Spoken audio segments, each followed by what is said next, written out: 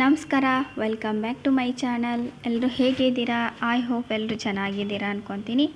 ಬನ್ನಿ, ಹೊಸದಾಗಿ ಜೋಳದ ರೊಟ್ಟಿ ಮಾಡಬೇಕು ಅಂದ್ಕೊಳ್ಳೋರು ಈ ವಿಡಿಯೋನು ಮಿಸ್ ಮಾಡದೆ ನೋಡಿ, ಯಾಕಂದರೆ ತುಂಬ ಸರಳವಾಗಿ ಯಾವ ರೀತಿ ರೊಟ್ಟಿ ಮಾಡುವುದು ಅಂತ ನಾನು ಈ ವಿಡಿಯೋದಲ್ಲಿ ತಿಳಿಸ್ಕೊಡ್ತೀನಿ. ಬನ್ನಿ, ಹಾಗಿದ್ರೆ ನೋಡಿ ಎಷ್ಟು ಸ್ಮೂತ್ ಮತ್ತು ಚೆನ್ನಾಗಿರೋ ರೊಟ್ಟಿಯನ್ನು ನೋಡ್ತಾ ಇದ್ದೀರಲ್ಲ. ಸೊ ಈ ರೀತಿ ನೀವು ಮಾಡಬೇಕಾದ್ರೆ ಇವಾಗ ಏನು ಮಾಡೋದು ಅಂದರೆ, ಗ್ಯಾಸ್ ಮೇಲೆ ಒಂದು ಪಾತ್ರೆ ಇಟ್ಟು ಸ್ವಲ್ಪ ನೀರನ್ನು ಬಿಸಿ ಮಾಡೋದಕ್ಕೆ ಇಡಬೇಕು.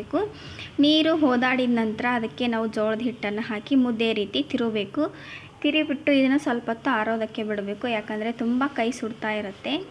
ಸೊ ಆರಿದ ಮೇಲೆ, ಸ್ವಲ್ಪ ಆರಿದೆ ಅಂದಮೇಲೆ ಜಿಗುಟು ಅಂತೀವಿ ನಾವು ಇದಕ್ಕೆ. ಈ ಜಿಗುಟನ್ನು ತೊಗೊಂಡು ಅದಕ್ಕೆ ನಮ್ಗೆ ಎಷ್ಟು ರೊಟ್ಟಿ ಕ್ವಾಂಟಿಟಿ ಬೇಕು ನೋಡಿರಿ ಅಷ್ಟು ಒಣ ಜೋಳದ ಹಿಟ್ಟನ್ನು ಹಾಕಿ ಇದನ್ನ ಚೆನ್ನಾಗಿ ನಾದ್ಕೋಬೇಕು. ನೀವು ಜಾಸ್ತಿ ಜೋಳದ ಹಿಟ್ಟನ್ನು ಹಾಕಿದರೆ ನೀರು ಹಾಕಬೇಕು ಮೇಲ್ಗಡೆ.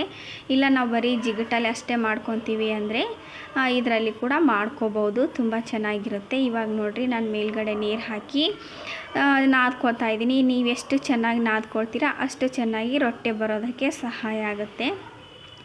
ತುಂಬ ಅಂದರೆ ತುಂಬ ಈಸಿ ಇರುತ್ತೆ. ನೀವು ಚಪಾತಿ ಮಾಡೋದಕ್ಕಿಂತ ರೊಟ್ಟಿ ಮಾಡೋದೇ ಈಸಿ ಅಂದ್ಕೊಂಡ್ಬಿಡ್ತೀರ ಈ ರೀತಿ ಮಾಡಿದರೆ.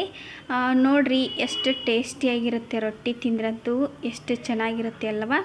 ಸೊ ಇವಾಗ ನೋಡಿರಿ, ಹಿಟ್ಟಂತೂ ಫೈನಲಿ ನಾದೋದಾಯಿತು. ಇದನ್ನು ಸ್ವಲ್ಪ ಚರ ನಾದಬೇಕು, ಅಂದ್ರೇ ರೊಟ್ಟಿ ತುಂಬ ಸ್ಮೂತು ಮತ್ತು ನಾವು ಯಾವ ರೀತಿ ಬಡಿತೀವಿ ಆ ರೀತಿ ಬರುತ್ತೆ.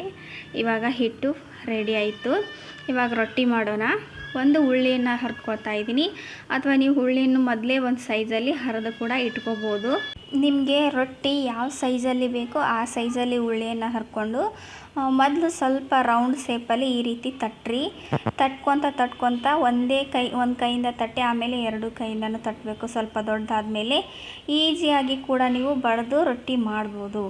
ಒಂದು ವೇಳೆ ನಿಮಗೆ ಬಡಿದು ರೊಟ್ಟಿ ಮಾಡೋಕ್ಕಾಗಲ್ಲ ಅಂದರೆ ನಾನು ಸೆಕೆಂಡ್ ಸ್ಟೆಪ್ಪು ಯಾವ ರೀತಿ ನಿಮಗೆ ಉದ್ದಿಬಿಟ್ಟು ರೊಟ್ಟಿ ಮಾಡೋದು ಅಂತಲೂ ಕೂಡ ತೋರಿಸ್ತಾ ಇದ್ದೀನಿ. ಇವಾಗ ನೋಡಿರಿ ಎಷ್ಟು ಚೆನ್ನಾಗಿ ಬರ್ತಾಯಿದೆ ರೊಟ್ಟಿ, ಎಲ್ಲಿ ಕೂಡ ಹರಿತಾ ಇಲ್ಲ ಸ್ವಲ್ಪನೂ ಕೂಡ.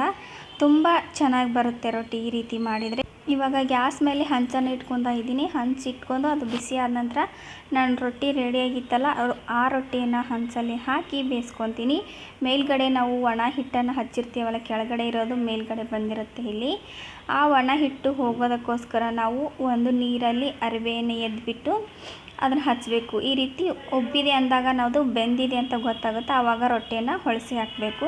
ನಾನು ಸ್ವಲ್ಪ ಇನ್ನು ದಪ್ಪನೇ ಮಾಡ್ಕೊಂಡಿದ್ದೀನಿ. ಇದಕ್ಕಿಂತ ನೀವು ತೆಳ್ಳಗನು ಕೂಡ ಮಾಡ್ಕೋಬೋದು. ನಿಮ್ಗೆ ಯಾವ ರೀತಿ ಬೇಕು ಆ ರೀತಿಯಲ್ಲಿ ಮಾಡ್ಕೊಂಡು ಖಡಕ್ ರೊಟ್ಟಿನೂ ಕೂಡ ಮಾಡ್ಕೋಬೋದು. ನಾನಿವತ್ತು ಊಟ ಮಾಡೋದಕ್ಕೆ ಬಿಸಿ ರೊಟ್ಟಿ ಹೇಗೆ ಮಾಡೋದು ಅಂತ ತೋರಿಸ್ಕೊಡ್ತಾ ಇದ್ದೀನಿ. ನಿಮಗೆ ಖಡಕ್ ರೊಟ್ಟಿ ಬೇಕಂದರೆ ಕಮೆಂಟ್ ಮೂಲಕ ತಿಳಿಸಿ. ಎಳ್ಳು ಹಚ್ಚಿ ಯಾವ ರೀತಿ ಮಾಡೋದು ಅಂತಲೂ ಕೂಡ ಹೇಳ್ಕೊಡ್ತೀನಿ. ಇವಾಗ ನೋಡಿರಿ, ಫೈನಲಿ ಒಂದು ರೊಟ್ಟಿ ಬಡ್ದಿರೋದು ರೆಡಿ ಆಯಿತು.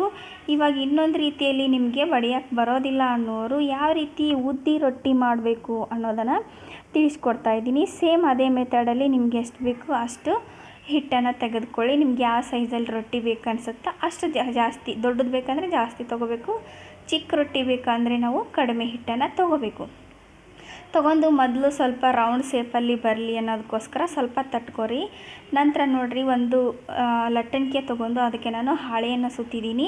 ಮನೆಯಲ್ಲಿ ವೇಸ್ಟ್ ಯಾವುದಾದ್ರೂ ತಂದಿರೋದಿರುತ್ತಲ್ಲ ಆ ಹಾಳೆಯನ್ನು ಕಟ್ ಮಾಡಿ ಸುತ್ತಿದರೆ ನಮಗೆ ಯಾವುದೇ ರೀತಿ ಅಂಟ್ಕೊಂಡು ಬರೋಲ್ಲ ಮತ್ತು ಹರಿಯೋದಿಲ್ಲ ರೊಟ್ಟಿ. ನೋಡಿರಿ, ನಾನು ಉದ್ತಾ ಇದ್ದೀನಿ, ಎಲ್ಲಿಯಾದರೂ ಸ್ವಲ್ಪನೂ ಕೂಡ ಹರಿತಾ ಇಲ್ಲ. ನೀವು ಈ ರೀತಿ ಮಾಡ್ಕೋಬೋದು, ತುಂಬ ಈಸಿಯಾಗಿರುತ್ತೆ ಈ ಮೆಥಡಂತೂ.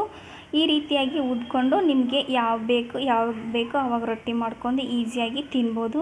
ಹೊರಗಡೆ ಹೋಗಿ ನಾವು ರೊಟ್ಟಿ ತೊಗೊಂಬಂದರೆ 5 ರೂಪಾಯಿ ಒಂದು 10 ರೂಪಾಯಿ ಒಂದು ಜಾಸ್ತಿನೇ ಹೇಳ್ತಾರೆ. ಈ ರೀತಿ ಮನೆಯಲ್ಲಿ ಮನೆಯಲ್ಲಿ ಮಾಡ್ಕೊಂಡ್ರೆ ತುಂಬ ಉಳಿತಾಯ ಆಗುತ್ತೆ ಅಲ್ವಾ. ಸೊ ರೊಟ್ಟಿನೂ ಕೂಡ ತಿಂದಂಗೆ ಆಗುತ್ತೆ. ನೋಡಿ, ಇದು ಲಟ್ಟಿಸಿರೋ ರೊಟ್ಟಿ ಎಷ್ಟು ಚೆನ್ನಾಗಿದೆ ಅಂತ.